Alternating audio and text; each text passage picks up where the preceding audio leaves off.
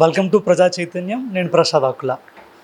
MLA అంటే AC రూములు లేదంటే పెద్ద సెక్యూరిటీ ఇవన్నీ ఉంటాయి. ఇవన్నీ దాటుకొని ఎమ్మెల్యేని కలవాలి. కానీ ఈ నియోజకవర్గంలో ఎమ్మెల్యే అంటే సింపుల్ సిటీకి మారుపేరు. కలవాలంటే ఎవరైనా వచ్చి ఏ టైంలో అయినా కలవచ్చు. మరి ఇంతలా అందరికీ అందుబాటులో ఉన్న ఎమ్మెల్యే ఎవరు? ఉన్నారండి. ఈరోజు మనం కడప జిల్లాలో బద్వేల్ నియోజకవర్గంలో ఉన్నటువంటి ఎమ్మెల్యే అభ్యర్థి, గతంలో కూడా ఎమ్మెల్యేగా పనిచేశారు. మనం ఆమె సుధా గారు. హలో అండి. నమస్తే. ఈరోజు మేము నియోజకవర్గం అంతా పర్యటించినప్పుడు చెప్పింది ఒకటే, ఆమె చాలా సింపుల్ సిటీ మెయింటైన్ చేస్తారు, ఎప్పుడు కావాలంటే మా అందరికీ అందుబాటులో ఉంటారు అని చాలామంది చెప్తుంటే మేము చాలా ఆశ్చర్యపోయాం. ఎలా దీన్ని మెయింటైన్ చేయగలుగుతున్నారు? యాక్చువల్గా మీ అందరికీ తెలుసు, నేను బేసిక్గా డాక్టర్ గైనకాలజిస్ట్ని. సో మా హస్బెండ్ ఆర్థోపెడిక్ సర్జన్. మేమిద్దరము ప్రీవియస్గా ప్రాక్టీస్ చేసేవాళ్ళం కడపలో.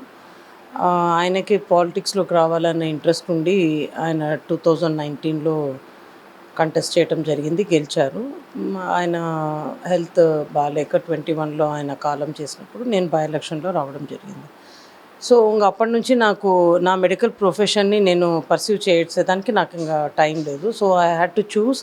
అండ్ ఆ రోజు జగన్ సార్ ఇంటికి వచ్చిన తర్వాత మా ఆయన చనిపోయినప్పుడు సార్ అదే చెప్పారు, నువ్వు ఈ పొలిటికల్ ఫీల్డ్లోకి రామా, నీకు నీకు కూడా చేంజ్ ఉంటుంది, నువ్వు కూడా నీ సమస్యలన్నీ కూడా నువ్వు మర్చిపోగలుగుతావని ఆ రోజు సార్ చెప్పారు. జనరల్గా అందరూ అలాగే చెప్తారు అనుకున్నా, కానీ వాట్ ఈ సెడ్ వాస్ ట్రూ. ఈరోజు నేను కాన్స్టిట్యున్సీలో గడుపుతున్నప్పుడంతా నా సమస్యలు, నాకున్న ప్రాబ్లమ్స్, ఇప్పుడు హస్బెండ్ లేకుండా ఇవన్నీ కూడా అన్నీ ఒంటరిగా ఎదుర్కోవాల్సి వస్తుంది. Family and everything I have to balance. But in spite of all that నేను కాన్స్టిట్యున్సీలో ఉన్నప్పుడు నా సమస్యలు ఏమి నాకు గుర్తుండదు. సో ఇట్ వాజ్ లైక్ ఒక బూన్ ఇక్కడ పని చేయటం అన్నది. బికాజ్ ఇంకా ఇంట్లోనే ఉండి ఇంకా ఎక్కువ ఆలోచిస్తూ డిప్రెషన్ అట్లా వచ్చే ఆ పరిస్థితి నుంచి తప్పించుకున్నానేమో అనిపిస్తుంది నాకు. సో ఇక్కడ ఉన్నంత వరకు కాన్స్టిట్యున్సీలో ఎవరు వచ్చినా కూడా మనం వచ్చింది పని చేయటానికే కదా. సో ఒక హ్యాపీనెస్, అది బాగుంటుంది, సంతోషంగా అందరితో మాట్లాడుతూ అట్లా బాగుంటుంది. అంటే సాధారణంగా ఒక సాధారణ ప్రజలు కానీ లేదంటే ఎవరైనా ఒక ఎమ్మెల్యేని కలవాలంటే స్టార్టింగ్ సెక్యూరిటీ ఉంటుంది, దాని తర్వాత చాలా ప్రాసెస్ ఉంటుంది. కలవడం చాలా కష్టమైన పని. ఎందుకంటే ఈ రోజుల్లో ఒక ఎమ్మెల్యే అంటే ఒక ముఖ్యమంత్రితో ఈక్వల్గా ఉన్నారు. కానీ మిమ్మల్ని ఉదయం నుంచి మేము చూస్తున్నాం ఇక్కడ, ఎవరైనా వచ్చి డైరెక్ట్గా వచ్చి మీతో మాట్లాడవచ్చు, మీరు కూడా అందరితో అలాగే గడుపుతూ ఉన్నారు. ఇదంతా ఎలా సాధ్యం? దీన్ని అంతా ఎలా చూడాలంటారు? అదే నేను చెప్తున్నాను కదా, మేము పొలిటికల్ ఫ్యామిలీ బ్యాక్గ్రౌండ్ నాకు కానీ మా హస్బెండ్ కూడా లేదు. మేము కడపలో ప్రాక్టీస్ చేస్తున్నప్పుడు కూడా ఈవెన్ దో వి వర్ ప్రైవేట్ ప్రాక్టీషనర్స్, మేము ఎప్పుడు సర్వీస్ ఓరియంటెడ్గానే మా ఫ్యామిలీ అంతా కూడా అలాగే, మేమిద్దరం కూడా అలాగే ఉండేవాళ్ళం. సో ఇప్పుడు కూడా మేము బేసిక్గా అది that is just a continuation ఈరోజు పొలిటికల్ ఫీల్డ్ అన్నది. మా హస్బెండ్ గురించి మీరు కాన్స్టిట్యున్సీలో ఎవరినైనా అడగండి చెప్తారు. ఆయన పేషెంట్స్ ఎంతోమంది ఉన్నారు ఈ కాన్స్టిట్యున్సీలో, ఫ్రీ సర్వీస్ చేసేవాళ్ళు. అండ్ ఆయన 24/7 ఆయన పని చేసేదానికి ఇష్టపడేవాడు అనమాట. ఏ టైంలో వచ్చినా కూడా చాలా వరకు పోర్ పేషెంట్సే వచ్చేవాళ్ళు మా హాస్పిటల్కి. ఏ టైం వచ్చినా నిద్ర డిస్టర్బ్ చేస్తున్నారని కూడా ఆయన అనుకునేవాడు కాదు. అది చిన్న నొప్పి మాత్ర కోసం వచ్చినా కూడా వెళ్ళి అటెండ్ అయ్యి వాళ్ళకి ఒక పెయిన్ కిల్లర్ ఇంజెక్షన్ వేసి రావడం కూడా నేను చూశాను, ఆయన హెల్త్ బాగాలేని టైంలో కూడా. సో మాకు అట్లా మేమేదో సంథింగ్ మనము ఒక గ్రేటు, మనం ఏదో అంత బ్యారియర్ పెట్టుకొని అట్లా ఉండాలన్నది మాకు ఎప్పుడూ లేదు. బికాస్ ఇది మనం ఆప్ట్ చేసాము, ఈ ప్రజా జీవితము. సో మనం అవైలబుల్ ఉండడం అన్నది that is the basic thing we should do కదా. సో వీలైనంత వరకు కాన్స్టిట్యున్సీలో ఉంటే మాత్రం మేము ఎప్పుడు అందుబాటులోనే ఉంటాము. ఏదైనా వేరే పని ఉండి తప్ప, అవుట్ ఆఫ్ కాన్స్టిట్యున్సీ వెళ్తే తప్ప. అంటే ఒక డాక్టర్ అనేవాళ్ళు డాక్టర్ వృత్తి కొంచెం సెన్సిటివ్గా ఉంటుంది. అట్లాంటిది మీరు సడన్గా ఇష్టం లేకపోయినా అనుకోకుండా రాజకీయాలకు వచ్చారు.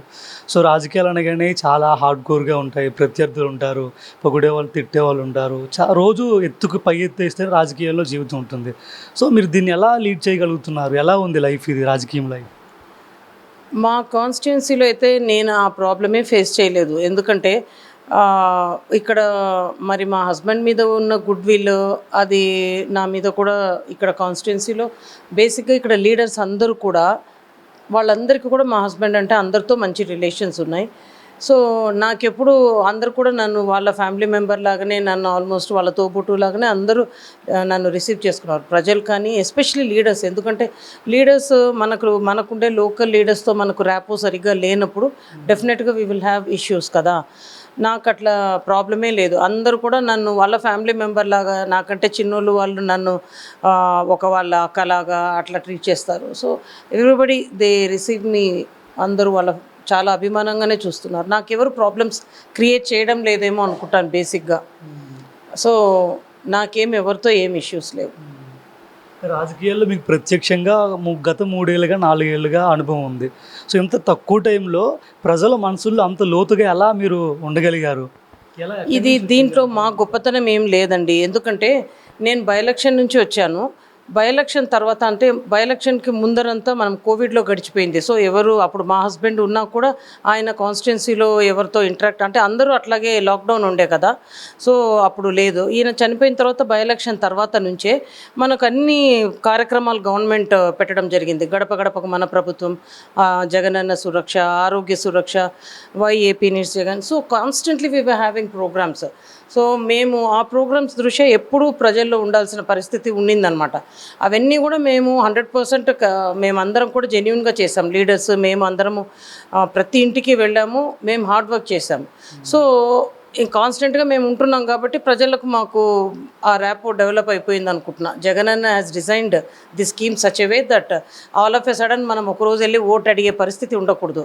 ఫస్ట్ నుంచి ఎవరైతే ప్రజాప్రతినిధులు ఉన్నారో వాళ్ళు ప్రజల్లో ఉండాలి, సమస్యలు తెలుసుకుంటుండాలా అన్నదాన్ని ఆ విధంగానే డిజైన్ చేశారు ఇవన్నీ స్కీమ్స్. మాకైతే మేము 100% వాటిని సిన్సియర్గా చేశాం కాబట్టి ఈరోజు మీరు చూస్తే కూడా ప్రచారము మిగతా కాన్స్టిట్యున్సీ మాదిరి మేము పరిగెత్తి చేయటంలా చాలా ప్లాన్డ్గా నెమ్మదిగా చేసుకుంటున్నాం మీరు గమనిస్తే. బికాస్ ఎప్పుడు అందరం లీడర్స్ మేము అందరం కాన్స్టెంట్గా ఎప్పుడు ప్రజల్లో ఉంటాం కాబట్టి ఏ హడావిడి లేకుండా ఇప్పుడు కూడా స్మూత్గా జరుగుతుంది మా ప్రచారం. ప్రతినిధులు అనగానే కరప్షన్ కామన్, కానీ డాక్టర్ జి సుధా అనగానే 0% కరప్షన్ అన్న మాట మాకు నియోజకవర్గంలో వినిపించింది. దీని గురించి ఏమంటారు? ఏం కామెంట్ చేయలేనమ్మా, అట్లా ఏం లేదు. ఎందుకంటే నేను చెప్తున్నాను కదా, మా హస్బెండ్ ఆయన అంటే ఆయన ఎప్పుడు ప్రాక్టీస్లో కూడా మేము రెంటెడ్ హాస్పిటల్లోనే ప్రాక్టీస్ పెట్టున్నాము. ఒక 20 years ప్రాక్టీస్ చేసిన తర్వాత కూడా మేము ఒక ఓన్ హాస్పిటల్ పెట్టుకోలేకపోయాం. అంటే even though he used to have a very good OP. ఒక ఆర్థోపెడిక్ సర్జన్ 50-60 ఓపీ చూసేవాడు per day. Number of surgeries అన్నీ చేస్తున్నా కూడా ఎప్పుడు కూడా బీద వాళ్ళే వచ్చేవాళ్ళు. మన హాస్పిటల్కి ఎప్పుడు బీద వాళ్ళే వస్తుంటారబ్బా.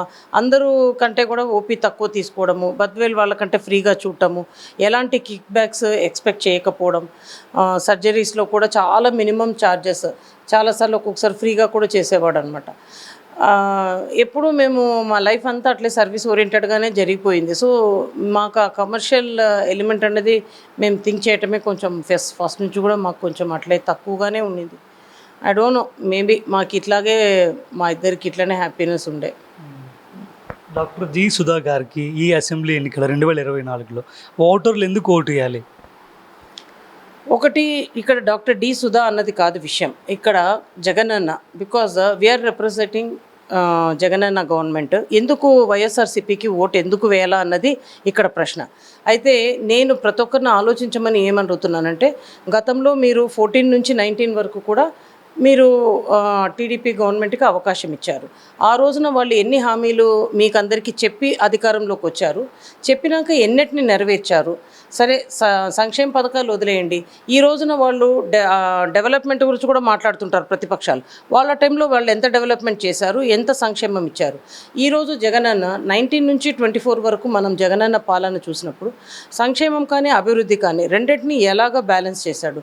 ఇదే కోవిడ్ టైంలో మనకు జగనన్న అందించిన సంక్షేమ పథకాలు ఎంత మన ప్రతి ఫ్యామిలీలో ఎంత యూజ్ అయింది, కోవిడ్ టైంని ఎంత సమర్థవంతంగా డీల్ చేశారు జగనన్న. ఇలా ప్రతి అంశం తీసుకుంటే ఈరోజు డెవలప్మెంట్, ఫర్ ఎగ్జాంపుల్ బద్వేల్లో తీసుకోండి. బద్వేల్ గురించి ఈరోజు నేను బద్వేల్ని రిప్రజెంట్ చేస్తున్నాను కాబట్టి మా బద్వేల్లో అరౌండ్ 2100 crores మాకు సంక్షేమం వచ్చింది. మొత్తం కాన్స్టిట్యుయెన్సీకి 1425 crores మాకు డెవలప్మెంట్ వర్క్స్ వచ్చాయి. బద్వేల్ బేసిక్గా ఒక అగ్రికల్చర్ బేస్డ్ ఎకానమీ అనమాట ఇక్కడంతా. 2014-19లో అయితే ఇక్కడ వాటరే లేకుండా కరువు ఉండింది, వాటర్ లేదు. అసలు ఆ ప్రభుత్వం ఇరిగేషన్ మీద ఎటువంటి అగ్రికల్చర్ కానీ ఇరిగేషన్ కానీ ఏమే కానీ ప్రోత్సాహాలు ఇవ్వలేదు. సో అందరూ ఎక్కువ ఇక్కడ నుంచి బయట అబ్రాడ్కి అట్లా వేరే చోటుకి వెళ్ళిపోయేవాళ్ళు అనమాట. 2019లో జగనన్న వచ్చిన తర్వాత ఫస్ట్ అండ్ ఫార్మోస్ట్ ఇక్కడ బ్రహ్మసాగర్ అనే రిజర్వాయర్కి వెలుగోడు నుంచి వాటర్ వచ్చేదానికి ఆ లైనింగ్ కెనాల్ వర్క్స్ అన్నీ చేయించారు. బ్రహ్మసాగర్లో లీకేజ్కి ప్రివెంట్ చేయడానికి ఒక 50 crores అది డయాఫ్రమ్ వాల్ మరమ్మతు చేయించారు. ఎల్ఎస్పి కెనాల్ వైడనింగ్కి ఒక 50 crores ఇచ్చారు. ఇవన్నీ కూడా ఏంటంటే మనము దీనివలన బ్రహ్మసాగర్లో దాని మ్యాక్సిమం కెపాసిటీ 17 TMC, ఇప్పటి వరకు మనము 3 times 17 TMC వాటర్ పెట్టగలిగారు. సో రైతులకు ఎప్పుడైతే రిజర్వాయర్లో వాటర్ ఉంటుందో సాగునీటికి మనకి ఈ బద్వేల్ ఏరియాకంతా దాని మీద డిపెండ్ అవుతాం అన్నమాట. ఇలా అట్లా ఆ విధంగా కూడా ప్రోత్సాహం అందిస్తూ, అదే కాకుండా మాకు వేరే ఎకానమీ లేనప్పుడు మాకు సెంచరీ ప్లై అనే ఒక కంపెనీ ఇచ్చారు జగనన్న. సో ఇది మేము యాక్చువల్గా ఎవరమే కానీ ఊహించలేం. మాకు బద్వేల్ అంటే ఒక రిమోట్ ప్లేస్లో ఒక కంపెనీ వస్తుందని ఎప్పుడు ఎవరు అనుకోలే. ఇక్కడ బేసిక్గా ఉన్న సమస్యల్ని మా ఎమ్మెల్సీ గారు గోవిందరెడ్డి సార్ గారు సీఎం సార్తో డిస్కస్ చేయటం, ఆ కంపెనీ యాక్చువల్గా ఎక్కడో ప్రకాశం జిల్లాకు వెళ్ళిపోవాల్సింది, కానీ జగన్ సారు మాకు ఇక్కడ మా డెవలప్మెంట్ కోసం ఆ కంపెనీ ఇక్కడ పెట్టించారనమాట. ఇవే కాకుండా మాకు పూర్మామిల్ అండ్ బద్వేల్ హాస్పిటల్స్ 30 bedded నుంచి 50 bedded అప్గ్రేడ్ అయ్యాయి. మాకు ఇక్కడ ఒక ప్రైవేట్ కంపెనీకి కార్పొరేట్ సోషల్ రెస్పాన్సిబిలిటీ కింద ఒక డయాలసిస్ యూనిట్ ఒకటి తెచ్చుకున్నాం 2 crores బెల్ కంపెనీ వాళ్ళది. ఇప్పుడు గవర్నమెంట్ టేకప్ చేసి రేపటి నుంచి డయాలసిస్ కూడా మా బద్వేల్లోనే స్టార్ట్ అవుతుందన్నమాట. ఇవి కాకుండా మాకు 3 అర్బన్ హెల్త్ సెంటర్స్ కొత్తగా మా గవర్నమెంట్ వచ్చాక వచ్చినాయి. రోడ్స్ మాకు మున్సిపాలిటీకి 130 crores శాంక్షన్ అయితే మున్సిపాలిటీకి దాంట్లో మేము ఒక 45 crores దాకా రోడ్స్ అన్నీ చేసుకున్నాం. పూర్మామిల్లలో 4 lane ఒకటి 25 crores రోడ్డు, చెన్నకేశంపల్లికి 1 crore టెంపుల్కి. ఇవి కాకుండా ఈ టెంపుల్కి 1 crore కాకుండా ఇంకా ఒక 60 crores దాకా మాకు టెంపుల్స్కే శాంక్షన్ చేయడం జరిగింది. ఇలా మేము చెప్పుకుంటూ పోతే లిస్ట్ చాలా ఉంది. ఇంత డెవలప్మెంట్ అసలు గతంలో ఎప్పుడు లేదు. ఇది స్కూల్స్ నాడు నేడు, పిహెచ్సిస్ నాడు నేడు కాకుండా నేను చెప్తున్నా స్పెసిఫిక్గా మా బద్వేల్కి వచ్చినవి. ఈ స్కూల్స్ హాస్పిటల్స్ అన్నీ జనరల్గా స్టేట్ వైడ్ జరిగినవి. సో ఇంత డెవలప్మెంట్ గతంలో ఎప్పుడు బద్వేలే లేదు. సో సంక్షేమం కానీ అభివృద్ధి కానీ రెండు కూడా మా బద్వేల్లో గతంలో ఎన్నడూ లేనంతగా మా ప్రభుత్వంలో జరిగింది. కాబట్టి మా ప్రభుత్వానికి ఖచ్చితంగా ప్రజలు ఓటు వేయాలని నేను అభ్యర్థిస్తున్నాను. అదేవిధంగా ఎన్నికల ప్రచారం ఎలా జరుగుతుంది, ప్రజల నుంచి ఎలాంటి ఆదరణ వస్తుంది మీకు? ప్రజలు మేము గడప గడపకి వెళ్ళినప్పుడే ప్రతి ఇంటికి ఏ విధంగా ఈ సంక్షేమ పథకాలు అందాయి, ఆ సంక్షేమ పథకాల వల్ల వాళ్ళ లైఫ్స్లో ఎలాంటి చేంజ్ వచ్చింది. బికాస్ ఇప్పుడు ఉమెన్ ఎంపవర్మెంట్ తీసుకుంటే ఈ చేయూత కానీ, ఈ ఆసరా కానీ, ఈబీసీ నేస్తాం, కాపు నేస్తాం, ఇవన్నీ కూడా ఒక ఉమెన్కి వాళ్ళకు ఒక ఆర్థిక స్వాతంత్రం ఇవ్వడం, వాళ్ళు ఏదో ఒక చిన్న చిన్న వ్యాపారాలు పెట్టుకోవడం, ఇవి ఉమెన్ ఎంపవర్మెంట్ మీద కానీ లేకపోతే పిల్లల ఎడ్యుకేషన్ మీద కానీ వీటన్నిటిలో ఎలాంటి చేంజెస్ వచ్చినాయి ఇవన్నీ మేము ప్రాక్టికల్గా చూడగలిగినాం. సో నేను ఇదివరకు అదే చెప్పాను, మేము Day 1 గెలిచినప్పటి నుంచి కూడా ప్రజల్లోనే ఉన్నాము. సో మేము వెళ్ళిన ప్రతి ఇంట్లో కూడా మమ్మల్ని చాలా ఆదరంగా మమ్మల్ని ఆహ్వానిస్తున్నారు. ఇదే కాకుండా మాకు సచివాలయానికి ఒక 20 lakhs మేము గడప గడపకి వెళ్ళినప్పుడు అప్పటికప్పుడు ఏవైనా అక్కడ చిన్న చిన్న రిక్వైర్మెంట్స్ ఉంటే కూడా చేయించగలిగాం. ప్రజలైతే మమ్మల్ని చాలా హ్యాపీగా రిసీవ్ చేసుకుంటున్నారు. ఇదే కాకుండా మాకు ఒకప్పుడు టీడీపీకి స్ట్రాంగ్ హోల్డ్గా ఉన్న బద్వేల్ 2004 నుంచి ఇది క్రమేణా అప్పుడు 2004లో గోవిందరెడ్డి సార్ ఎమ్మెల్యే అయిన తర్వాత నుంచి ప్రతిసారి ఇక్కడ ఆ తర్వాత కాంగ్రెస్ క్యాండిడేట్స్ ఉన్నారు. తర్వాత వైసీపీ గవర్నమెంట్ వచ్చినప్పటి నుంచి ఇక్కడ వైసీపీకి స్ట్రాంగ్ హోల్డ్గా ఉంది బద్వేల్. ఈసారి ఎన్ని ఓట్ల మెజార్టీతో గెలవబోతున్నారు? అయితే డెఫినెట్గా ఎవరైనా కూడా మంచి మెజారిటీనే ఎక్స్పెక్ట్ చేస్తాము. బై ఎలక్షన్లో మాకు 92,000 వచ్చింది. సో డెఫినెట్గా మంచి మెజారిటీనే బద్వేల్ ప్రజలు మాకు ఇస్తారని ఎక్స్పెక్టేషన్ ఉంది మాకు. చివరిగా ఇదే కడప పార్లమెంట్ నియోజకవర్గంలో ఈసారి పోటీ చాలా రసవత్తరంగా ఉంది. రాష్ట్రం మొత్తం కూడా ఇటువైపు చూస్తున్న పరిస్థితి. అవినాష్ రెడ్డి కానీ షర్మిల కానీ ఇక్కడ పోటీలో ఉన్నారు ఒకే ఫ్యామిలీకి సంబంధించి. సో వీళ్ళిద్దరిలో ఎవరు గెలవడానికి ఛాన్స్ ఉంది? ఈ ఆరోపణలు ఇవన్నీ ఉన్నాయి, దీని గురించి ఏం చెప్తారు? ఇది అసలు ఆలోచించాల్సిన క్వశ్చనే కాదు. ఎందుకంటే అవినాష్ రెడ్డి గారు ఆయన రాజకీయాల్లో ఉన్నప్పటి నుంచి కూడా చాలా సౌమ్యుడు and very hard working person. మేము ఈ బద్వేల్ కాన్స్టిట్యుయెన్సీలో మేము ఇక్కడ ఉన్నాం కదా, మేము ఏ సమస్యతో వెళ్ళినా కూడా చాలా పాజిటివ్గా రెస్పాండ్ అవుతారు. ఇది వరకు నేను చెప్పాను మీకు, మాకు కలసపాడు కాసినాయన అక్కడంతా చాలా వాటర్ ప్రాబ్లం ఉందన్నమాట. అవన్నీ కూడా మనకు 2019లో అక్కడ లిఫ్ట్ ఇరిగేషన్లు అవన్నీ కూడా ప్రామిస్ చేసినారు. అవినాష్ రెడ్డి సార్ ఈ మధ్య కాలంలో కలసపాడుకు 18 crores కొంచెం ప్రైవేట్ కంపెనీస్ నుంచి కార్పొరేట్ సోషల్ రెస్పాన్సిబిలిటీ కింద కొంత అమౌంట్, కొంత మన గవర్నమెంట్ ఫండ్స్ అన్నీ ఆయన తన ఓన్ ఇంట్రెస్ట్తో 18 crores 70 రోజుల్లో లిఫ్ట్ ఇరిగేషన్, కలసపాడుకు తడుగువాగు లిఫ్ట్ ఇరిగేషన్ అవన్నీ మాకు చేయించారనమాట. అంటే నేను ఇది ఒక మచ్చు తునుగ్గా చెప్తున్నా. ఆ ఫ్యామిలీని they are very much dedicated అనమాట. ఎప్పుడు పోయినా అప్రోచబుల్గా ఉంటారు. ఇప్పుడు షర్మిలమ్మ గారి గురించి నేను చెప్పడం అని కాదు, వాళ్ళు ఇప్పుడు జస్ట్ ఎలక్షన్ అప్పుడు వచ్చారు.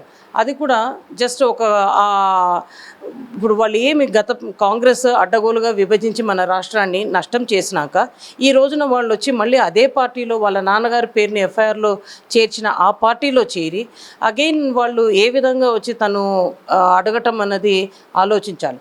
అదొకటే కాకుండా ఇప్పుడు అవినాష్ రెడ్డి సార్ మీద కూడా లేనిపోని అబ్బండాలన్నీ కోర్టులో కేసులు జరుగుతున్నాయి. వీళ్ళే నిర్ణయాలు తీసుకొని వీళ్ళే షర్మిలమ్మ గారే వాళ్ళే ఒక అంత పెద్ద ఫ్యామిలీ నుంచి వచ్చారు. వాళ్ళు పొలిటికల్ బ్యాక్గ్రౌండ్ ఉండేవాళ్ళు. బయట మాట్లాడేప్పుడు ఎట్లా మాట్లాడాలా, ఇంకా కోర్టులో కేసులు అవన్నీ ఉన్నప్పుడు వీళ్ళే ఒక నిర్ణయం తీసుకొని అవినాష్ రెడ్డి గారిని వాళ్ళ క్యారెక్టర్ మీద బుడద చల్లే ప్రోగ్రామ్ చేస్తున్నారు. That is not good. వాళ్ళు ఏం చేయాలనుకుంటున్నారు ప్రజలకి, వాళ్ళకి అవకాశం ఇస్తే వాళ్ళు ఏం చేస్తారనేది చెప్పి గెలవాలి ఎవరైనా కూడా ప్రజల్లో. అది ఎవరికైనా ఒక మంచి శోభనిస్తుంది. అవినాష్ రెడ్డి సార్ అంటే ఇక్కడ ప్రజలందరికీ కూడా అభిమానము. ఎందుకంటే జగన్మోహన్ రెడ్డి సార్ స్టేట్ అంతటికీ ఆయన గవర్నెన్స్ ఆయన బిజీగా ఉంటారు. ఇక్కడ లోకల్గా జగన్మోహన్ రెడ్డి సార్ని రిప్రజెంట్ చేస్తూ ప్రతి ఒక్కరికి అందుబాటులో ఉండి ఎప్పుడు హార్డ్ వర్క్ చేసి చాలా సౌమ్యుడు అవినాష్ రెడ్డి సార్. డెఫినెట్గా ఆయన మంచి మెజారిటీతో గెలుస్తారు. అనుకని తమ పార్టీ కూడా చేసిన అభివృద్ధిని చూపించి ఎన్నికల ప్రచారానికి వెళ్తున్నాం. ఈ ఎన్నికల్లో భారీ మెజార్టీతో తాము చేసిన అభివృద్ధే తమని గెలిపిస్తుందని ధీమా వ్యక్తం చేస్తున్నారు బద్వేల్ ఎమ్మెల్యే అభ్యర్థి సుధా గారు.